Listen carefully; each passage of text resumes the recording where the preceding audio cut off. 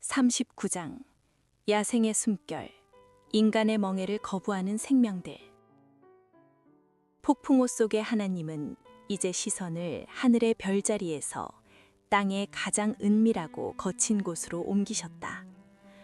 그분은 인간이 감히 접근조차 할 수 없는 험한 바위산을 가리키며 그곳에서 일어나는 생명의 신비를 욥에게 물으셨다. 사념소가 새끼치는 때를 네가 아느냐? 암사슴이 새끼 낳는 것을 네가 본 적이 있느냐? 그것이 몇 달 만에 만삭되는지 아느냐? 그 낳을 때를 아느냐? 그것들은 몸을 구부리고 새끼를 낳으니 그 괴로움이 지나가고 그 새끼는 강하게 자라다가 빈들로 나가고는 다시 돌아오지 아니하느니라. 하나님은 사념소가 새끼치는 때를 아느냐고 물으셨다. 야알레이 살라는 험한 바위 절벽에 사는 사념소다. 탈무드는 이 구절을 매우 신비롭게 해석한다. 사념소는 바위 꼭대기에서 출산을 하는데 갓 낳은 새끼가 절벽 아래로 떨어질 위험이 있다. 그때 하나님이 독수리를 미리 보내어 떨어지는 새끼를 날개로 받아내게 하신다는 것이다. 또한 3절에 몸을 구부리고는 산모가 해산의 고통으로 몸을 비트는 모습이다. 미드라시는 암사슴의 자궁이 너무 좁아 난산을 겪을 때 하나님께서 뱀을 보내어 그곳을 살짝 물게 하여 자궁문을 여신다는 전설을 전한다. 이는 짐승의 출산이라는 지극히 은밀한 순간조차 하나님의 세밀한 개입 없이는 불가능함을 보여준다. 인간은 이 광경을 보지도 못하지만 하나님은 그 산구의 시간을 함께 하신다. 하나님은 이제 바위산에서 내려와 광활한 소금벌판으로 욥을 데려가셨다. 그곳에는 인간의 굴레를 비웃으며 달리는 들나귀들이 있었다. 누가 들나귀를 놓아 자유롭게 하였느냐? 누가 빠른 나귀에 매인 것을 풀었느냐? 내가 들을 그것의 집으로 소금 땅을 그것이 사는 처소로 삼았느니라. 들나귀는 성읍에서 짓거리는 소리를 비웃나니 나귀 치는 사람이 지르는 소리는 그것에게 들리지 아니하며 초장 언덕으로 두루 다니며 여러 가지 푸른 풀을 찾으느니라. 하나님은 들나귀와 빠른 나귀를 언급하셨다. 이들은 인간이 부리는 가축나귀와 달리 자유를 만끽하는 존재다. 그들은 소금 땅을 집으로 삼는다. 비록 먹이는 거칠지라도 그들은 성읍에서 짓거리는 소리를 비웃는다. 여기서 짓거리는 소리는 사람들의 환호성이나 복잡한 시장통의 소음을 뜻한다. 하나님은 욥에게 너는 이 들나귀처럼 자유로운가? 아니면 사람들의 평판과 도시의 소음에 매여 사는가? 라고 물으시는 듯했다. 하나님은 인간에게 길들여지지 않는 야성 그 자체를 사랑하신다. 이어 하나님은 고대 근동에서 가장 강력하고 두려운 짐승인 들소를 소환하여 욥의 무력함을 깨우치셨다. 들소가 어찌 기꺼이 너를 위하여 일하겠으며 내 외양간에 머물겠느냐? 네가 능히 줄로 매어 들소가 이랑을 갈게 하겠느냐? 그것이 어찌 골짜기에서 너를 따라 썰애질을 하겠느냐? 그것이 힘이 세다고 네가 그것을 의지하겠느냐? 내 수고를 그것에게 맡기겠느냐? 그것이 네 곡식을 집으로 실어오며 내 타작나당의 곡식 모으기를 그것에게 의탁하겠느냐? 여기서 들소는 유니콘이나 코뿔소가 아니라 지금은 멸종된 거대한 야생소 오로크스를 뜻한다. 이 짐승은 뿔이 거대하고 성질이 포악하여 인간이 도저히 길들일 수 없었다. 미드라시는 램은 너무 거대하여 노아의 방주에 들어가지 못하고 방주 바깥에 뿔을 걸어 매달려 살아남았다는 전설을 통해 그 압도적인 크기와 힘을 묘사한다.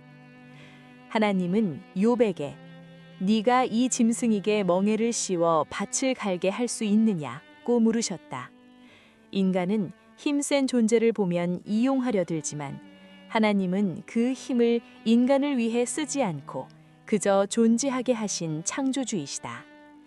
분위기는 반전되어 우스꽝스럽지만 놀라운 새, 타조의 이야기로 넘어간다. 타조는 즐거이 날개를 치나 학의 깃털과 날개 같겠느냐. 그것이 알을 땅에 버려두어 흙에서 더워지게 하고 발에 깨어질 것이나 들짐승에게 밟힐 것을 생각하지 아니하고 제 새끼에게 모질게 대함이 제 새끼가 아닌 것처럼 하며 그 고생한 것이 헛되게 될지라도 두려워하지 아니하나니 이는 하나님이 지혜를 베풀지 아니하셨고 총명을 주지 아니함이러라. 그러나 그것이 몸을 떨쳐 뛰어갈 때에는 말과 그 위에 탄 자를 우습게 여기느니라.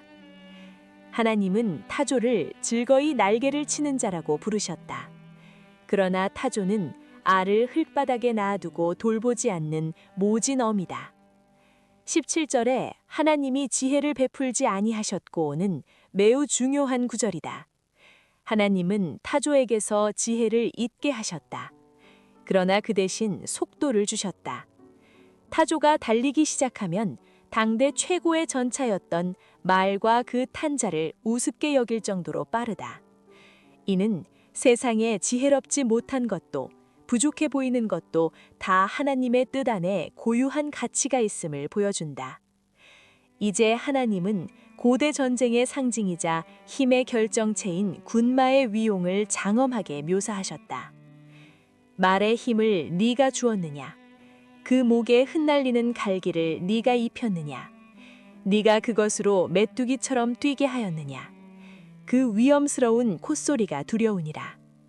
그것이 골짜기에서 발굽질하고 힘있음을 기뻐하다가 앞으로 나아가서 군사들을 맞되 두려움을 모르고 겁내지 아니하며 칼을 대할지라도 물러나지 아니하니 하나님은 말의 목에 흩날리는 갈기를 입혔느냐고 물으셨다. 히브리어 라으마는 천둥이라는 뜻도 있다. 말의 갈기가 흩날리는 모습이 마치 천둥이 치는 듯한 위압감을 준다는 시적인 표현이다. 말은 힘있음을 기뻐하다가 전쟁터로 뛰어든다. 탈무드는 말이 가진 6가지 특징 중 하나로 전쟁을 즐기는 것을 꼽는다. 하나님은 평화를 사랑하시지만 전쟁터에서 물러서지 않고 칼날을 향해 돌진하는 말의 용맹함도 창조하셨다. 말 위의 전사가 무장한 모습을 묘사하며 말의 흥분된 상태를 생생하게 그리셨다.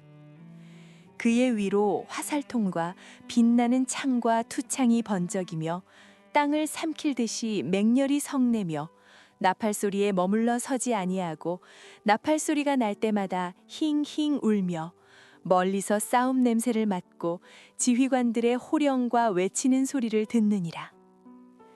말은 땅을 삼킬 듯이 달린다. 직역하면 땅을 마셔버릴 듯이 질주한다는 뜻이다. 나팔 소리가 들리면 말은 힝힝하며 전율한다. 말은 피냄새와 함성 소리를 두려워하는 것이 아니라 오히려 그 속에서 자신의 존재 이유를 찾는다. 마지막으로 하나님은 하늘의 제왕인 매와 독수리의 비상을 통해 죽음과 생명이 공존하는 섭리를 보여주셨다. 매가 떠올라서 날개를 펼쳐 남쪽으로 향하는 것이 어찌 네 지혜로 말미암음이냐. 독수리가 공중에 떠서 높은 곳에 보금자리를 만드는 것이 어찌 네 명령을 따름이냐. 그것이 낭떠러지에 집을 지으며 뾰족한 바위 끝이나 험준한 데 살며 거기서 먹이를 살피나니 그 눈이 멀리 봄이며 그 새끼들도 피를 빠나니 시체가 있는 것에는 독수리가 있느니라. 매는 계자를 따라 남쪽으로 이동한다. 이는 철새의 이동 본능을 뜻한다. 독수리는 가장 높은 낭떠러지에 집을 짓는다. 30절에 그 새끼들도 피를 빠나니는 섬뜩하지만 엄연한 자연의 법칙이다. 시체가 있는 곳에는 독수리가 있느니라는 말씀은 예수님께서도 인용하셨던 유명한 격언이다. 하나님은 죽은 자의 시체조차 독수리 새끼의 먹이로 삼아 생명을 이어가게 하신다. 인간의 눈에는 잔인해 보이는 죽음의 현장도 하나님의 눈에는 생명을 먹이는 거룩한 식탁이다. 하나님은 이 야생의 파노라마를 통해 욥에게 묻고 계셨다. 욥아, 너는 너의 도덕과 정의로 이 거칠고 피냄새 나는 야생을 설명할 수 있느냐? 내가 만든 세상은 너의 이해보다 훨씬 크고 광대하다. 40장 인간의 한계 그리고 풀을 뜯는 괴수 베헤못. 폭풍우 속에서 쏟아지는 하나님의 질문 세례에 욥은 숨조차 쉴 수 없었다. 우주의 광활함과 생명의 신비 앞에서 자신의 고통을 내세워 하나님을 법정으로 소환하려 했던 계획이 얼마나 무모했는지 뼈저리게 느꼈다. 하나님은 압도된 욥을 향해 다시 한번 다음과 같이 엄중하게 물으셨다. 트집 잡는 자가 전능자와 다투겠느냐? 하나님을 탓하는 자는 대답할지니라. 욥이 여호와께 대답하여 이르되 보소서 나는 비천하오니 무엇이라 주께 대답하리이까? 손으로 내 입을 가릴 뿐이로소이다. 내가 한두 번 말하였사온즉 다시는 더하지도 아니하겠고 대답하지도 아니하나이다. 하나님은 욥을 트집 잡는 자라고 부르셨다. 감히 피조물이 창조주를 가르치려 들었다는 책망이다. 이에 욥은 보소서 나는 비천하오니 라고 엎드렸다. 히브리어 칼날은 가볍다는 뜻이다. 욥은 자신의 존재가 하나님의 영광 앞에서 먼지처럼 가벼움을 깨달았다. 욥은 손으로 내 입을 가릴 뿐이로소이다 라고 고백했다. 이는 고대 근동에서 왕이나 신 앞에서 취하는 복종의 자세다. 미드라시는 이 장면을 두고 지혜로운 자의 침묵은 꿀보다 달다고 평하며 욥이 비로소 참된 지혜의 영역인 침묵으로 들어갔음을 시사한다. 그러나 하나님은 욥의 항복을 받는 것으로 끝내지 않으셨다. 그분은 욥에게 세상을 다스리는 통치자의 자격이 있는지 물으셨다. 하나님은 폭풍우 속에서 다시 말씀하셨다. 여호와께서 폭풍우 가운데에서 욥에게 말씀하여 이르시되 너는 대장부처럼 허리를 묶고 내가 내게 묻는 것을 대답할지니라. 네가 내 공의를 부인하려느냐? 네 의를 세우려고 나를 악하다 하겠느냐? 네가 하나님처럼 팔이 있느냐? 하나님처럼 천둥 소리를 내겠느냐? 하나님은 네가 하나님처럼 팔이 있느냐고 물으셨다. 구약에서 팔은 세상을 심판하고 구원하는 하나님의 무력을 상징한다. 하나님은 욥에게 네가 너 자신의 결백을 주장하기 위해 우주를 지탱하는 나의 공의를 무너뜨리려 하느냐고 질책하셨다. 욥의 좁은 시야에서는 자신의 고난이 불공평해 보일지 몰라도 우주 전체의 경영이라는 관점에선 하나님의 뜻이 확고하다는 것이다. 하나님은 욥에게 네가 정말 능력이 있다면 직접 세상을 다스려 보라고 도전장을 내미시며 다음과 같은 가상의 상황을 제시하셨다. 너는 위엄과 존귀로 단장하며 영광과 영화를 입을지니라. 너의 넘치는 노를 쏟아부어 교만한 자를 발견하여 모두 낮추되 모든 교만한 자를 발견하여 낮아지게 하며 악인을 그들의 처소에서 짓밟을지니라. 그들을 함께 진토에 묻고 그들의 얼굴을 싸서 은밀한 곳에 둘지니라. 그리하면 네 오른손이 너를 구원할 수 있다고 내가 인정하리라. 하나님은 욥에게 왕의 예복인 위엄과 존귀를 입고 재판석에 앉아보라고 하셨다. 그리고 세상의 모든 교만한 자를 눈빛만으로 제압하여 흙 속에 묻어버릴 수 있는지 시험해보라고 하셨다. 14절에 네 오른손이 너를 구원할 수 있다고 내가 인정하리라는 지독한 반어법이다. 인간은 악을 멸할 능력도 스스로를 구원할 능력도 없다. 오직 하나님만이 악을 심판하고 구원을 베푸실 수 있다. 이제 하나님은 욥의 무력함을 증명하기 위해 욥이 감히 쳐다보지도 못할 거대한 피조물을 소개하셨다. 그것은 태초의 짐승 베헤못이었다. 이제 소같이 풀을 먹는 베헤못을 볼지어다. 내가 너를 지은 것 같이 그것도 지었느니라. 그것의 힘은 허리에 있고 그 뚝심은 배의 힘줄에 있고 그것이 꼬리치는 것은 백향목이 흔들리는 것 같고 그 넓적다리 힘줄은 서로 얽혀 있으며 그 뼈는 놋관 같고 그 뼈대는 쇠막대기 같으니. 베헤못은 히브리어로 짐승의 복수형이다. 이는 짐승들의 집합체 혹은 짐승 중의 짐승이라는 최상급의 의미를 가진다. 현대 동물학자들은 이를 하마나 코끼리로 추정하지만 성경의 묘사는 그보다 훨씬 신화적이고 압도적이다. 그 힘은 허리와 배의 힘줄에 있다. 특히 꼬리 치는 것은 백향목이 흔들리는 것 같다는 묘사는 하마의 짧은 꼬리로는 설명하기 어렵다. 이는 고대인들이 상상했던 원시적인 거대 공룡이나 신화 속 괴수를 연상시킨다. 미드라시는 베헤못을 미래의 날에 의인들의 잔치에 오를 고기로 묘사하며 하나님이 종말의 때를 위해 예비해둔 거대한 피조물로 해석한다. 하나님은 베헤못을 당신의 걸작품이라 칭하시며 오직 창조주만이 다룰 수 있음을 강조하셨다. 그것은 하나님이 만드신 것 중에 으뜸이라. 그것을 지으니가 칼을 가져오기를 바라노라. 모든 들짐승들이 뛰노는 산은 그것을 위하여 먹이를 내느니라. 하나님은 베헤못을 하나님이 만드신 것 중에 으뜸이라고 하셨다. 직역하면 하나님의 길들의 시작이다. 탈무드는 베헤못이 창조의 다섯째 날 만들어진 육지짐승의 제왕이며 바다의 제왕인 리워야단과 짝을 이룬다고 전한다. 19절에 그것을 지으니가 칼을 가져오기를 바라노라는 난해한 구절이다. 원문의 뜻을 살리면 오직 그것을 만든 자만이 자신의 칼로 그것을 제어할 수 있다는 뜻이다. 인간의 무기로는 이 괴수를 잡을 수 없다. 오직 창조주의 권능만이 그것을 굴복시킬 수 있다. 하나님은 이 거대한 짐승이 자연 속에서 누리는 평화와 그 누구도 막을 수 없는 힘을 생생하게 묘사하셨다. 그것이 연잎 아래에나 갈대 그늘에서나 늪 속에 엎드리니 연잎 그늘이 덮으며 시내버들이 그를 감싸는도다. 강물이 소용돌이칠지라도 그것이 놀라지 않고 요단강 물이 쏟아져 그 입으로 들어가더라도 태어나니 그것이 눈을 뜨고 있을 때에 누가 능히 잡을 수 있겠느냐? 갈고리로 그것의 코를 꿰을 수 있겠느냐?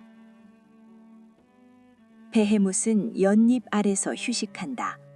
강물이 소용돌이 칠지라도 그것은 당황하지 않는다. 심지어 요단강이 범람하여 입으로 들이닥쳐도 태어나다. 이는 베헤못의 엄청난 덩치와 자연의 격변 앞에서도 흔들리지 않는 절대적인 안정감을 보여준다. 하나님은 유백에 마지막으로 물으셨다. 그것이 눈을 뜨고 있을 때에 누가 능히 잡을 수 있겠느냐? 인간은 이 짐승의 코에 갈고리를 꿰 수 없다. 욥은 자신이 당하는 고난의 이유를 다 알지 못한다고 불평했으나 하나님은 너는 내가 만든 짐승 하나도 통제하지 못하면서 어찌 우주의 섭리를 논하려 하느냐고 일침을 놓으셨다. 베헤못은 단순한 짐승이 아니다. 그것은 인간의 이해를 넘어서는 이유 없는 힘이자 하나님의 창조 세계에 존재하는 거친 야성이다. 욥은 베헤못을 통해 자신의 고통도 하나님의 광대하신 통치 아래에 있는 신비의 일부라는 것을 어렴풋이 깨닫기 시작했다.